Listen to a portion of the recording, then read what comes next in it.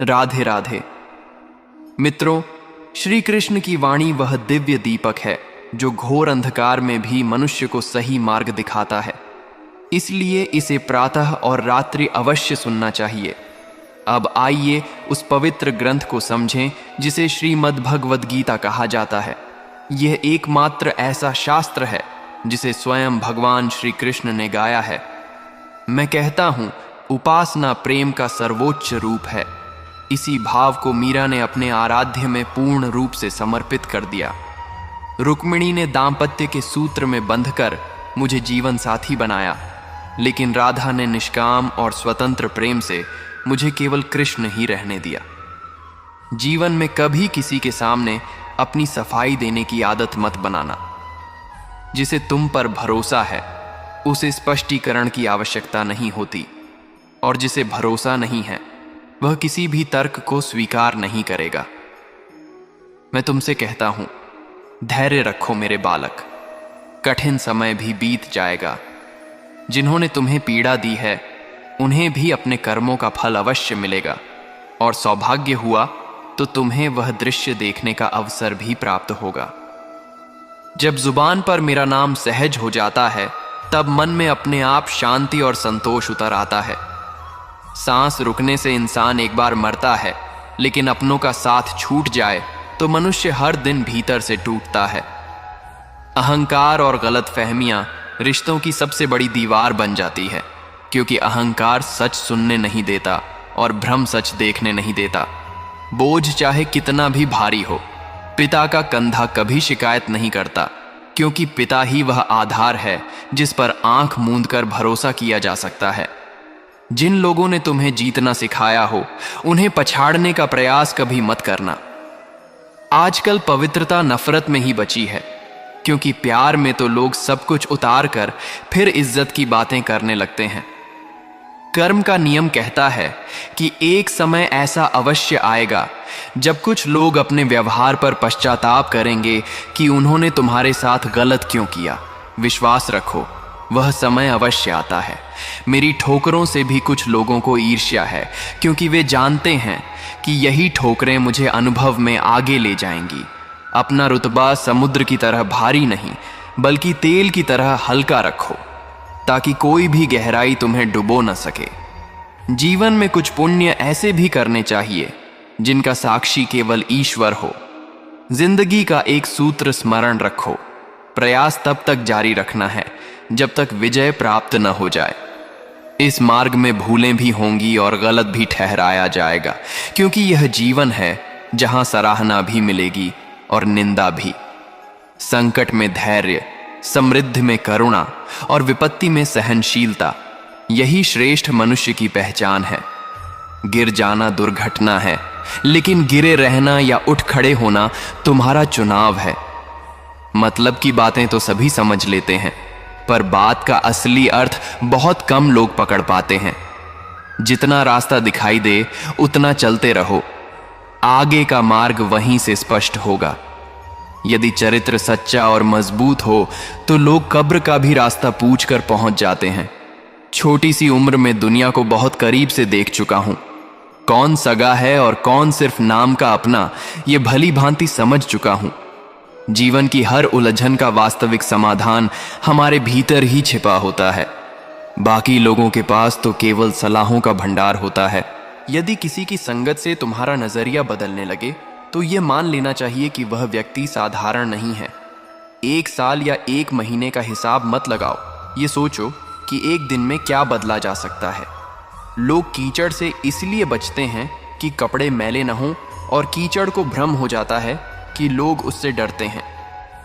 याद रखना, जीवन में जो चीज तुम्हें चुनौती देती है वही तुम्हें बदलने की शक्ति भी रखती है। संघर्ष चाहे जितना कठोर हो, वह मनुष्य को भीतर से मजबूत ही बनाता है। समय के साथ उन्हीं की कद्र करना सीखो जो तुम्हारी कद्र करते हैं, क्योंकि अधिक झुकने से सम्मान की नीलामी हो जाती है।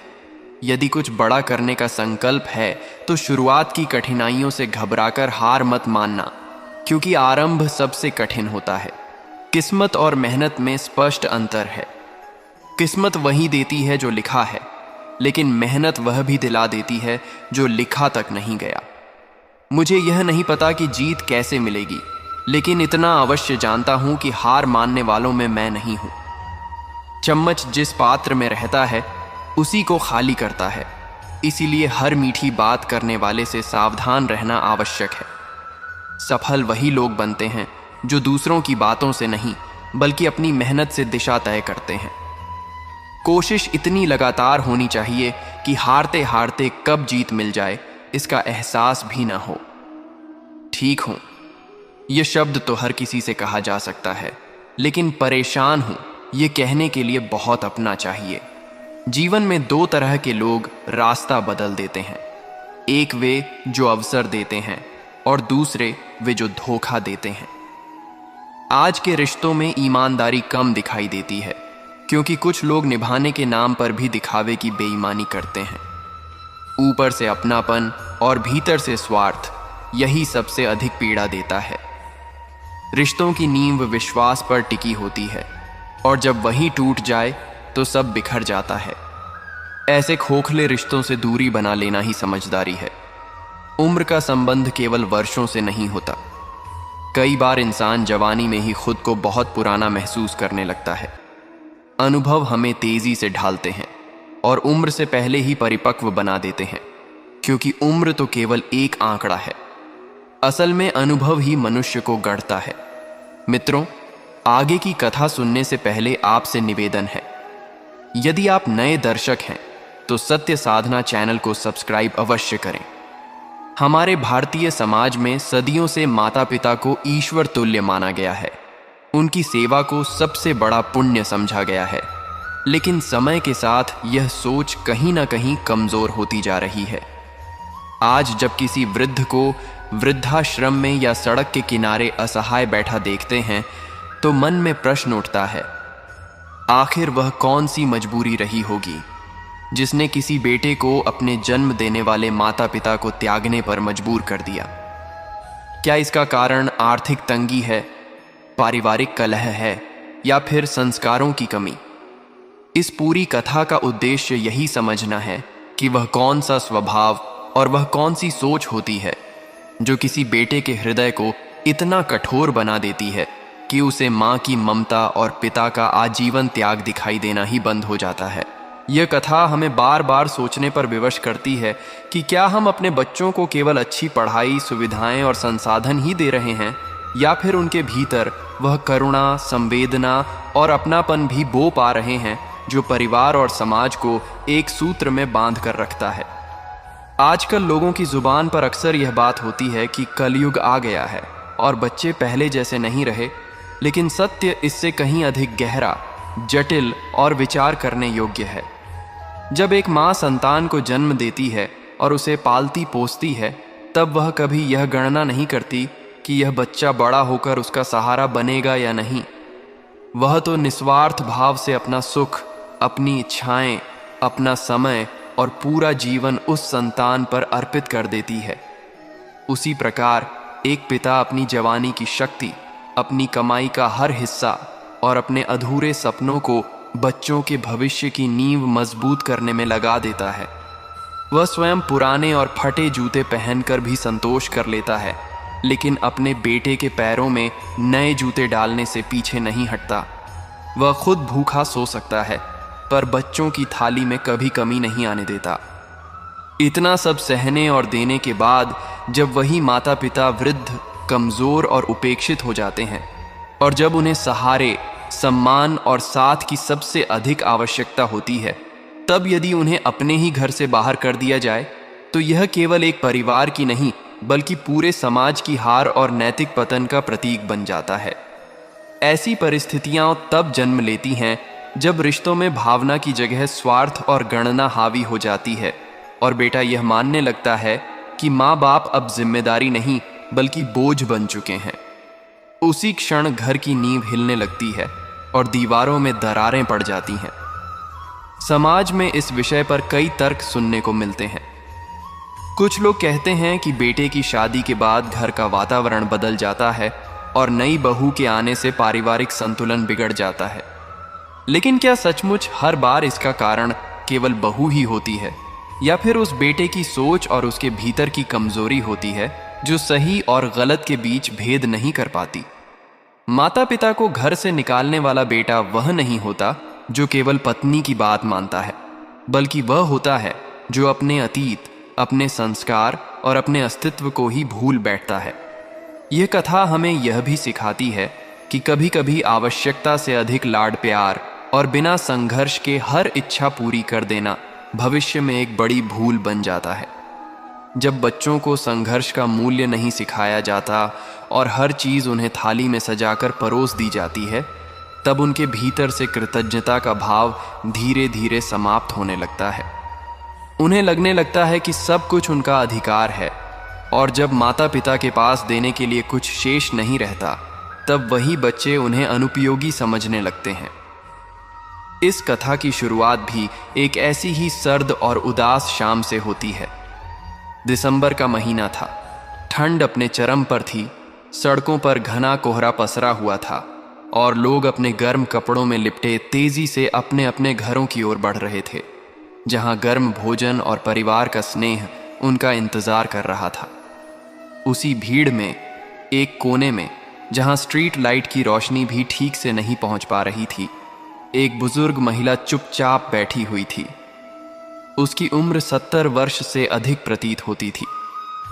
चेहरे पर झुर्रियों का जाल फैला था और हर झुर्री मानो उसके जीवन के किसी गहरे दर्द की कहानी सुना रही थी। उसने जगह जगह से फटी हुई पुरानी साड़ी पहन रखी थी और ठंड से बचने के लिए एक पतला सा शॉल ओढ़ा हुआ था जो बिल्कुल भी पर्याप्त नहीं था। उसके सफ़ेद बिखरे बाल और आंखों में पसरा खालीपन उसकी पीड़ा को और भी गहरा बना रहा था।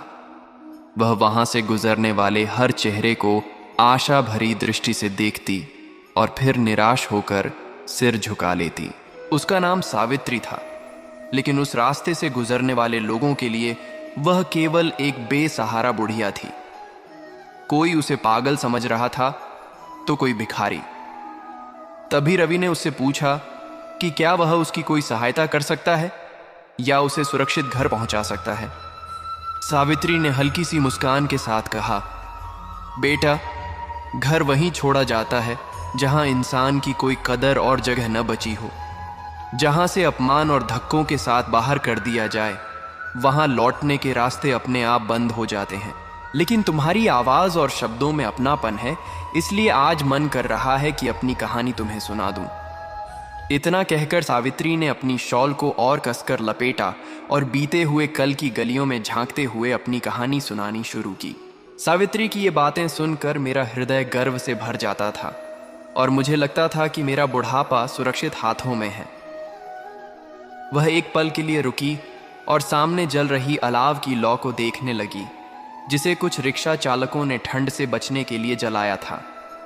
फिर उसने गहरी सांस ली और बोली, बेटा, इंसान की सबसे बड़ी भूल यही होती है कि वह शब्दों पर भरोसा कर लेता है और समय की चाल को पहचान नहीं पाता। हमने अजय की शादी अपनी पसंद की लड़की वंदना से कर दी। वंदना रूपवती थी और एक अच्छे घराने से ताल्लुक़ रखती थी। शादी के शुरुआती दिन बहुत अच्छे बीते। घर में नई बहू के आने से रौनक थी, हंसी खुशी का माहौल था और मैं बेहद प्रसन्न थी। पूरे विश्वास के साथ मैंने घर की सारी चाबियां और जिम्मेदारियां वंदना को सौंप दी। मैंने सोचा, अब मेरा आराम करने का समय आ गया है। बहू घर संभाल लेगी और मैं केवल उसे सही दिशा दिखाऊंगी। लेकिन मुझे यह अंदाज़ा नहीं था कि अधिकार छोड़ना धीरे धीरे अपने अस्तित्व को भी सौंप देना होता है। शुरुआत में सब कुछ सामान्य लगा।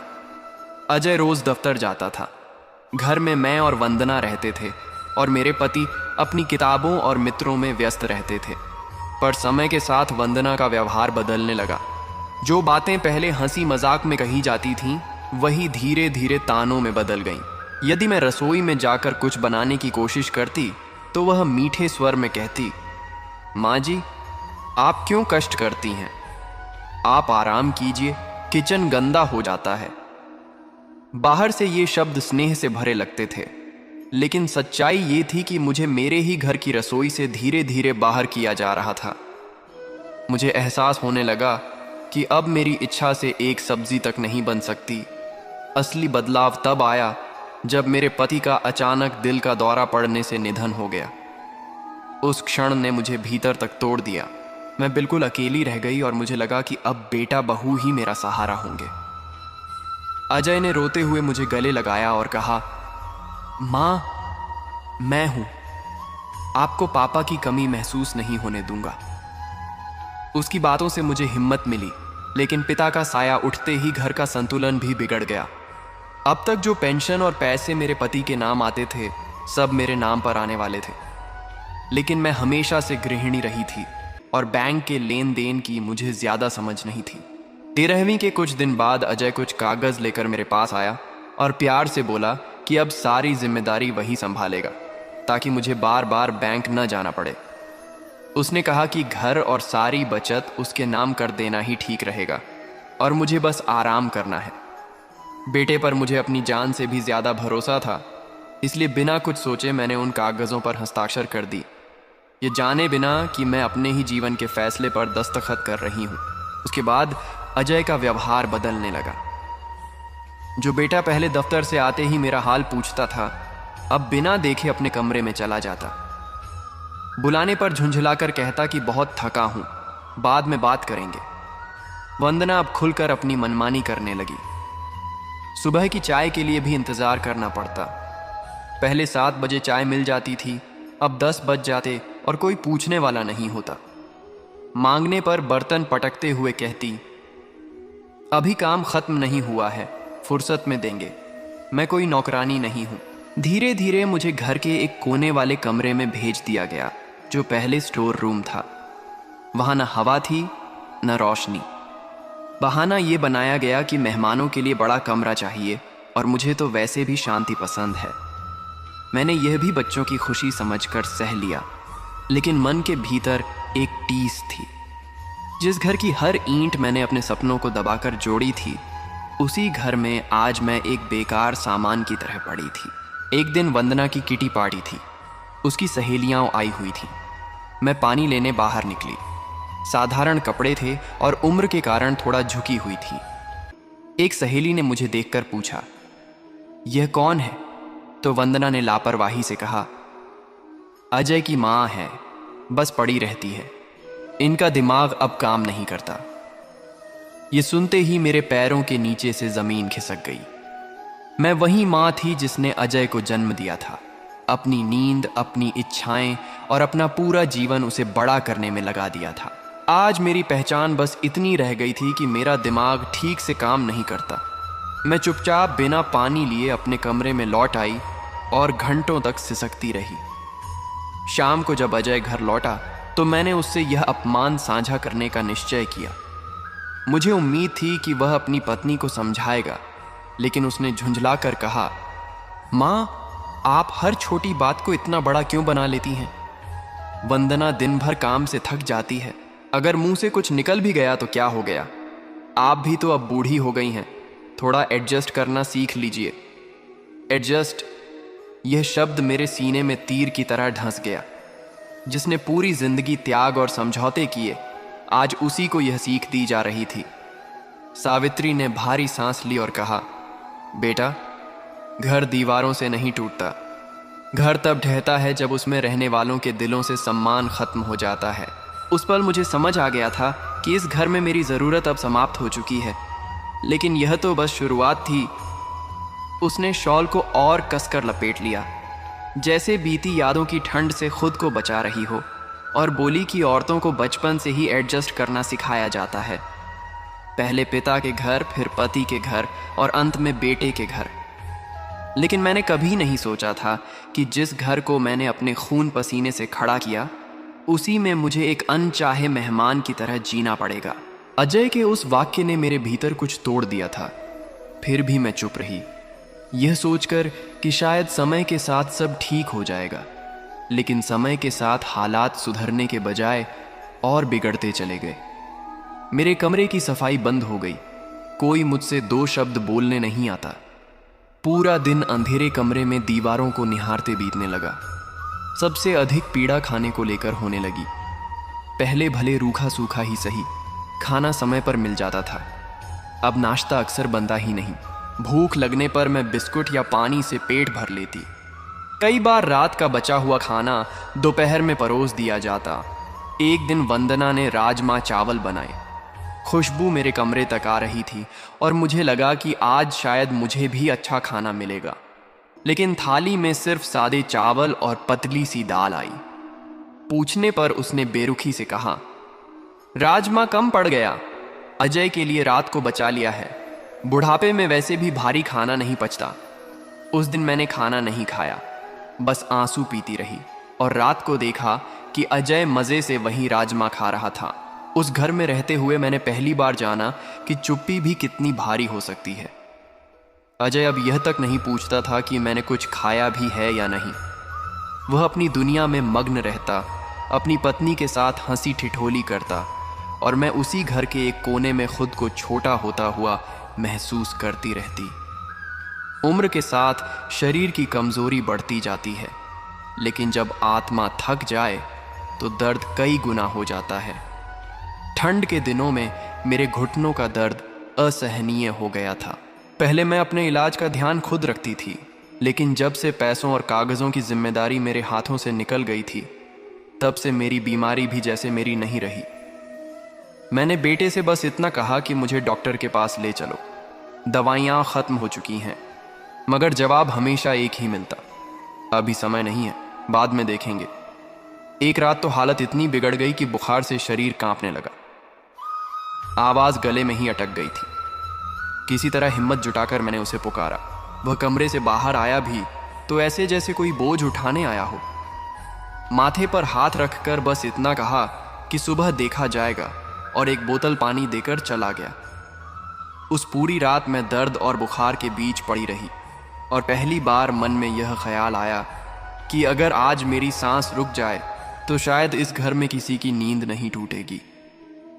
उस रात मुझे समझ आया कि अकेलापन तब सबसे ज्यादा चुभता है जब अपने ही आसपास हों। तुम सोचते होगे कि मेरा बड़ा बेटा इन सब से अनजान क्यों था। सच ये है कि माँ होने के नाते मैं कभी अपने बच्चों के बीच दीवार नहीं बनाना चाहती थी। जब भी फ़ोन उठाने की कोशिश करती, किसी न किसी बहाने से मुझे रोका जाता। मैं हर बार बस यही कह पाती कि मैं ठीक हूँ। शायद यही मेरी सबसे बड़ी भूल थी, सब कुछ सहते रहना और उसे प्रेम का नाम देना।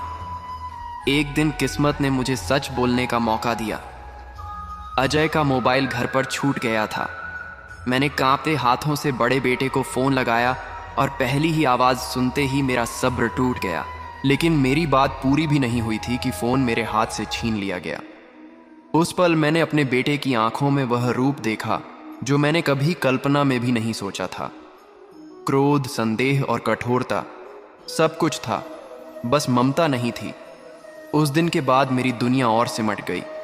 बाहर की हवा तक मुझसे छीन ली गई और मेरा कमरा मेरी सीमा बना दिया गया। दुनिया के लिए मैं एक सुखी माँ थी, लेकिन हकीकत यह थी कि हर दिन मेरे भीतर कुछ मर रहा था। वही बेटा जो कभी मेरे बिना खाना नहीं खाता था, अब मेरी मौजूदगी से असहज महसूस करता था। ऐसा लगता था जैसे उसने किसी और की सोच ओढ़ ली हो और अपनी पहचान कहीं खो दी हो। फिर त्योहार आया, रोशनी, सजावट और खुशियों का पर्व। मैंने भी मन में एक उम्मीद जगाई कि शायद आज सब कुछ बदल जाए। पूजा के समय जब मैं बाहर आई तो मुझे एहसास दिलाया गया कि मेरी सादगी अब इस घर की शान से मेल नहीं खाती। मैं बिना कुछ कहे वापस लौट आई। उस रात मैंने अकेले दीपक जलाया और मन ही मन भगवान से बस इतना कहा, अगर यही जीवन है तो मुझे सहने की ताकत मत देना। कुछ समय बाद जब यह खबर मिली कि घर में नया जीवन आने वाला है, तो मेरी सूनी आंखों में फिर से उम्मीद जागी। मुझे लगा शायद ये नन्ही सी खुशी रिश्तों को जोड़ दें। उसी उम्मीद में मैंने हर अपमान को मौन में समेट लिया और अगली सुबह सबसे पहले उठकर उसके लिए भोजन बनाने लगी, ये सोचकर कि शायद स्नेह अब भी कुछ बदल सकता है। जैसा हमारे समय में गर्भवती स्त्रियों के लिए किया जाता था, उसी भावना से मैं रसोई में भोजन बना रही थी। मन में बस यही था कि आने वाले बच्चे का स्वास्थ्य अच्छा रहे और घर में थोड़ी शांति लौट आए। तभी वंदना वहां आ गई। उसने मुझे गैस पर कुछ पकाते देखा और बिना कुछ पूछे ऊंची आवाज में चिल्लाने लगी कि मैंने फिर उसकी रसोई गंदी कर दी है और उसने मुझे साफ मना किया था कि मैं वहां कदम न रखूं। मैंने बहुत संयम से कहा कि बहू, तुम माँ बनने वाली हो, यह सब तुम्हारे और बच्चे के लिए अच्छा है, लेकिन मेरी एक भी बात उसके कानों तक नहीं पहुंची। उसने तुरंत अजय को आवाज दी। अजय दौड़ता हुआ आया और वंदना ने रोने का ऐसा नाटक किया जैसे उस पर कोई बड़ा अत्याचार हो गया हो। वह बोली कि माँ उसे जबरदस्ती ऐसी चीजें खिलाना चाहती है जो उसे पसंद नहीं है और इससे उसे मानसिक तनाव हो रहा है, जबकि डॉक्टर ने मना किया है कि तनाव बच्चे के लिए खतरनाक हो सकता है। अजय ने बिना कुछ समझे मेरा हाथ पकड़ा और मुझे रसोई से बाहर जोर से धक्का दे दिया। मैं संतुलन नहीं बना पाई और दीवार से जा टकराई। सिर में गहरी चोट लगी, लेकिन उसकी आंखों में न चिंता थी न अपराध बोध। उसने सख्त लहजे में कहा कि यह आखिरी चेतावनी है, वंदना और होने वाले बच्चे से दूर रहो, अगर उन्हें कुछ भी हुआ तो अंजाम बुरा होगा। उसने यह भी कहा कि मुझे बस एक कोने में पड़ी रहना चाहिए, यही मेरे लिए ठीक है। उस दिन मुझे लगा कि वह धक्का सिर्फ शरीर पर नहीं पड़ा था, बल्कि मेरी आत्मा को भी चीर गया था। उसी क्षण यह साफ हो गया कि इस घर में मेरे लिए अब कोई स्थान नहीं बचा है। मैं अब सिर्फ एक बोझ थी जिसे हटाने का बहाना ढूंढा जा रहा था, और वह बहाना जल्द ही मिल भी गया।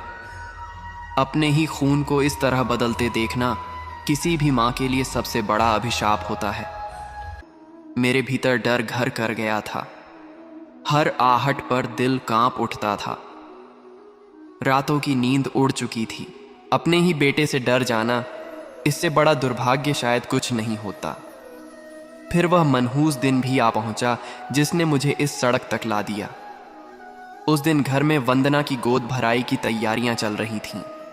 पूरे घर में मेहमान भरे हुए थे, हंसी मजाक और शोर था, लेकिन मुझे सख्त आदेश था कि अपने कमरे से बाहर न निकलूं। मैं अंधेरे कमरे में चुपचाप बैठी दीवार को देखती रही। गला सूखने लगा तो बहुत हिम्मत जुटाकर पानी लेने बाहर निकली। शायद किस्मत को उसी पल कोई और खेल खेलना था। ठीक उसी समय वंदना सामने से पानी का जग लेकर आ रही थी। अचानक वह लड़खड़ा गई। माँ का दिल था, खुद को रोक नहीं पाई और उसे संभालने के लिए आगे बढ़ गई। वह गिरने से तो बच गई, लेकिन घबराहट में उसके हाथ से जग छूट गया और पानी फर्श पर फैल गया। आवाज सुनते ही अजय और कई रिश्तेदार वहां आ पहुंचे। इससे पहले कि मैं कुछ कह पाती, वंदना जोर जोर से रोने लगी और चिल्लाकर बोली कि मैंने जानबूझकर उसे धक्का दिया है ताकि उसका बच्चा गिर जाए। उसके शब्द सुनकर मैं जड़ हो गई। मैंने कांपती आवाज में कहा कि मैं तो उसे बचा रही थी, लेकिन अजय ने मेरी एक भी बात नहीं सुनी। सबके सामने उसने मेरा कॉलर पकड़ लिया और गुस्से में चिल्लाया कि अब बहुत हो चुका है, वह अपनी पत्नी और बच्चे की जान खतरे में नहीं डाल सकता। उसने कहा कि मैं माँ नहीं बल्कि उसकी खुशियों की दुश्मन हूँ। रिश्तेदार तमाशा देखते रहे, किसी ने एक शब्द भी मेरे पक्ष में नहीं कहा। ऊपर से वंदना की माँ ने झर उगलते हुए कहा कि ऐसी औरत को घर में रखना पाप है और इसे कहीं दूर भेज देना चाहिए। उस दिन अजय ने जो फैसला लिया, उसने मेरे अस्तित्व को ही मिटा दिया। उसने ऐलान किया कि मैं अब इस घर में एक पल भी नहीं रहूंगी। पहले मुझे लगा कि वह गुस्से में है और शांत हो जाएगा, लेकिन रात गहराने के साथ सच सामने आ गया। वह कमरे में आया, हाथ में एक छोटा सा बैग था जिसमें मेरे कुछ कपड़े ठूंसे हुए। उसने बेरुखी से कहा कि उठो, मैं तुम्हें वृद्धाश्रम छोड़ने जा रहा हूं। वहां तुम्हारी जैसी और भी बहुत सी औरतें हैं, वहीं रहना और वहीं मर जाना। अजीब बात यह थी कि उस पल वृद्धाश्रम का नाम सुनकर भी मुझे राहत महसूस हुई। लगा कि कम से कम वहां रोज रोज की यह जिल्लत तो नहीं झेलनी पड़ेगी। मैंने चुपचाप चप्पल पहनी और उसके पीछे चल पड़ी। गाड़ी में बैठी तो देखा वंदना दरवाजे पर खड़ी मुस्कुरा रही थी, जैसे उसने कोई जंग जीत ली हो। मैंने आखिरी बार उस घर को देखा जिसे मैंने अपने हाथों से बसाया था, और बिना कुछ कहे आंखें झुका लीं। अजय गाड़ी तेज चला रहा था। शहर की रोशनियां पीछे छूटती जा रही थीं। काफी देर बाद मुझे एहसास हुआ कि यह रास्ता किसी वृद्धाश्रम की ओर नहीं जा रहा। मैंने डरते हुए पूछा कि हम कहाँ जा रहे हैं। उसने झुंझलाकर कहा कि चुप रहो, ये शॉर्टकट है। लेकिन दिल बेचैन हो उठा। चारों तरफ सुनसान सड़क, घना अंधेरा और ठंडा कोहरा था। लगभग 1 घंटे बाद उसने गाड़ी एक वीरान से बस स्टॉप के पास रोक दी। उसने कहा कि उसे पानी लेने जाना है और मुझे बाहर उतरने को कहा। मैं उसकी बात मानकर गाड़ी से नीचे उतर गई, यह जाने बिना कि यही वह जगह है जहां से मेरी जिंदगी की सबसे कठिन रात शुरू होने वाली थी। ठंड हड्डियों के भीतर तक उतर चुकी थी। मैंने अपनी पतली सी शॉल को कस कर लपेट लिया और सुनसान फुटपाथ पर खड़ी होकर अजय का इंतजार करने लगी। वह गाड़ी लेकर थोड़ा आगे बढ़ा था। मुझे लगा शायद किसी दुकान पर रुक गया होगा, लेकिन तभी मैंने देखा कि उसकी गाड़ी अचानक तेज हो गई और कुछ ही पलों में अंधेरे में गायब हो गई। पहले तो मुझे विश्वास ही नहीं हुआ। सोचा शायद आगे जाकर यू टर्न लेगा। मैं वहीं खड़ी रही।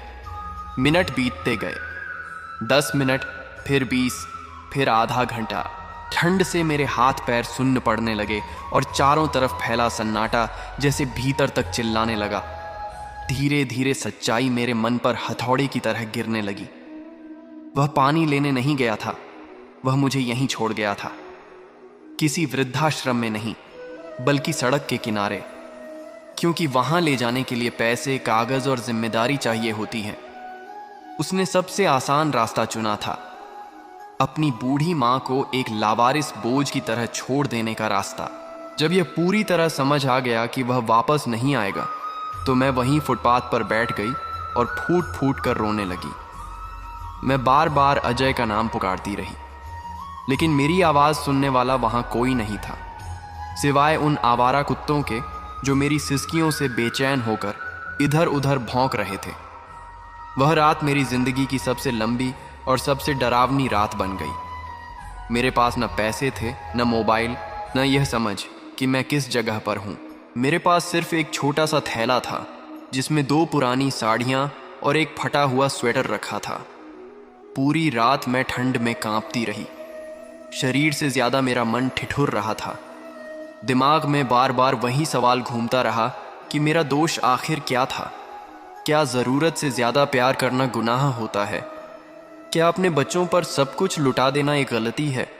जिस बेटे के रास्ते से मैंने कभी कंकड़ तक हटाए थे, आज उसी ने मुझे इन नुकीले पत्थरों पर छोड़ दिया था। सुबह की हल्की रोशनी फैली तो आसपास की दुकानों से लोग बाहर निकलने लगे। किसी ने मुझे सन की समझा, किसी ने भिखारी। पेट में आग लगी थी, लेकिन शर्म ने होंठ सी दी थे। जो औरत कभी दूसरों को दान दिया करती थी, वह अब एक एक कौर के लिए तरस रही थी। शुरू के कुछ दिनों तक दिल के किसी कोने में यह उम्मीद जिंदा रही कि शायद अजय को अपनी गलती का एहसास हो जाए, वह मुझे ढूंढता हुआ लौट आए। हर गुजरती गाड़ी को देखकर लगता कि शायद वही है। लेकिन दिन हफ्तों में बदल गए और हफ्ते महीनों में। न अजय आया, न विकास। मुझे नहीं पता अजय ने अपने भाई को क्या कहानी सुनाई होगी।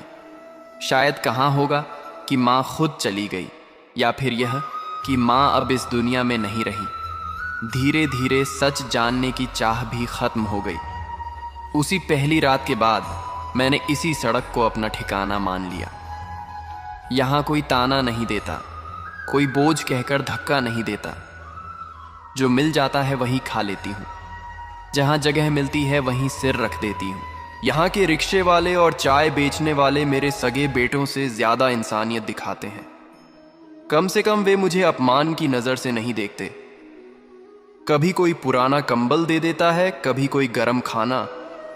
जिंदगी बस यूं ही सरक रही है, जैसे वक्त काटा जा रहा हो। इतना कहकर सावित्री चुप हो गई। उसकी आंखों में आंसू नहीं बचे थे, लेकिन चेहरे पर जमी पीड़ा बहुत गहरी थी। रवि स्तब्ध बैठा था। समाज का एक कड़वा सच उसके सामने खड़ा था। वह सोच रहा था कि कोई इंसान इतना नीचे कैसे गिर सकता है। तभी सावित्री ने धीमी आवाज में कहा कि चाहे मेरे बेटे ने मेरे साथ कितना भी अन्याय किया हो, मैं मां हूं। अपने जीते जी अपने बच्चे का अहित नहीं चाह सकती। न उसे कोई श्राप दूंगी न बद्दुआ। मेरी दुआएं ही उसके साथ रहेंगी। यही तो माँ की सबसे बड़ी सजा होती है बेटा। वह हर जुल्म सह लेती है, लेकिन अपनी संतान के लिए बुरा कभी नहीं सोच पाती। यह कहते हुए उसने अपनी पोटली से एक पुरानी, कई जगह से मुड़ी हुई तस्वीर निकाली और कांपते हाथों से रवि की ओर बढ़ा दी। तस्वीर में एक जवान सावित्री थी, उसके साथ उसका पति और 2 छोटे बच्चे। अजय उसकी गोद में बैठा था और खिलखिलाकर हंस रहा था। सावित्री ने उस तस्वीर पर उंगली फेरते हुए बहुत धीमी आवाज में कहा कि देखो कितना मासूम था यह। कभी कभी लगता है कि जिसने मुझे यहाँ छोड़ा वह मेरा अजय था ही नहीं। मेरा बेटा तो शायद कहीं खो गया है।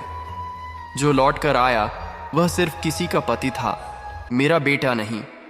रवि समझ गया कि सावित्री ने अपने भाग्य को स्वीकार कर लिया है, लेकिन उसके मन में एक सवाल अब भी चुभ रहा था। उसने धीरे से पूछा कि माँ जी, आखिर वह कौन सी सोच होती है जो एक बेटे को इतना निर्दयी बना देती है?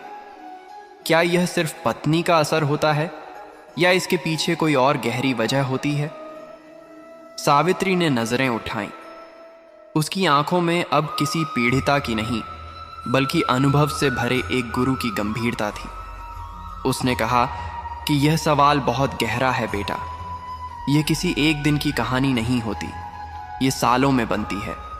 अगर समय रहते माँ बाप इसे समझ न पाएं तो हर घर में एक सावित्री जन्म लेती है और हर सड़क पर कोई माँ रोती मिलती है।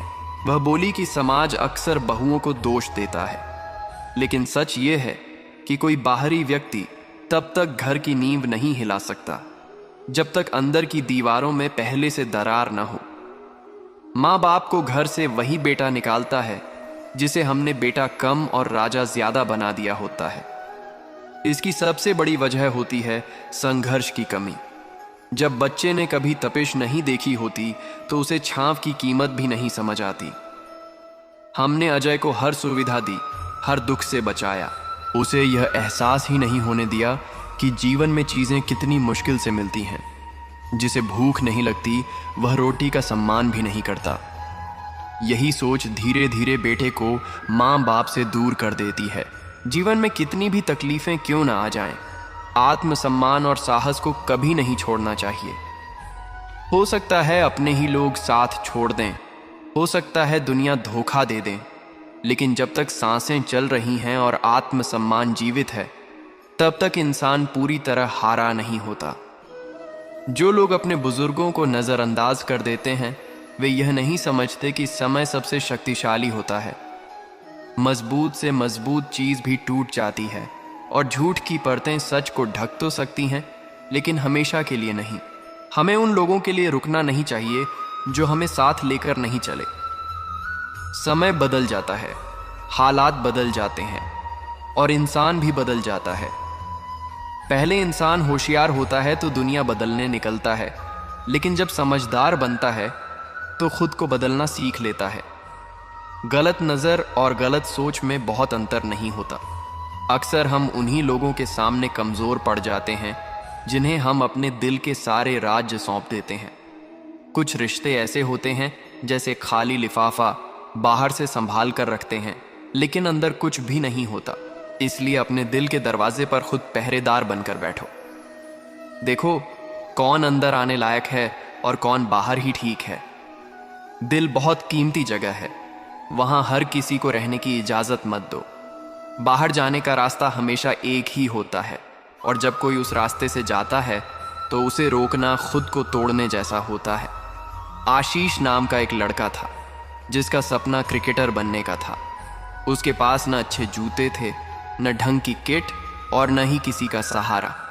माता पिता ने भी यही कहा कि क्रिकेट से भविष्य नहीं बनता, लेकिन आशीष का भरोसा अपने सपने से कभी नहीं डगमगाया।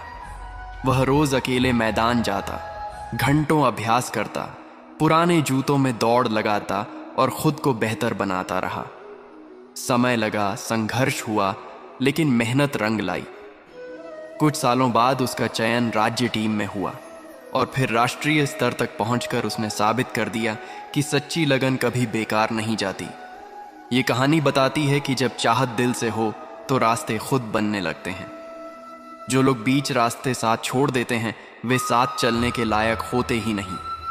असली रिश्ते वही होते हैं जो हर परिस्थिति में साथ निभाते हैं। जीवन में कई लोग ऐसे मिलते हैं जो जरूरत तक साथ रहते हैं और मतलब खत्म होते ही दूर हो जाते हैं। ऐसे लोगों के जाने का दुख नहीं मनाना चाहिए, बल्कि समझ लेना चाहिए कि ईश्वर उन्हें हटाता है ताकि सही लोग जीवन में जगह बना सकें। अकेलापन भी एक परीक्षा होता है। जब कोई साथ नहीं देता तभी इंसान अपनी असली ताकत पहचानता है। जो व्यक्ति अकेले रहकर खुद को मजबूत बना लेता है वही जीवन की बड़ी चुनौतियों से पार पा सकता है। नेहा नाम की एक लड़की पढ़ाई के लिए घर से दूर गई। शुरू में उसे बहुत अकेलापन लगा, लेकिन धीरे धीरे उसने खुद को संभालना सीख लिया। अकेले पढ़ाई की, मेहनत की और आत्मनिर्भर बनी। बाद में उसे समझ आया कि वही अकेलापन उसकी सबसे बड़ी ताकत बन गया था। जीवन यही सिखाता है कि अकेलापन कमजोरी नहीं, बल्कि खुद को निखारने का अवसर है। बदलाव से डरना नहीं चाहिए, क्योंकि परिवर्तन ही जीवन का नियम है। जो आज मुश्किल लगता है वही कल आपकी पहचान बन सकता है।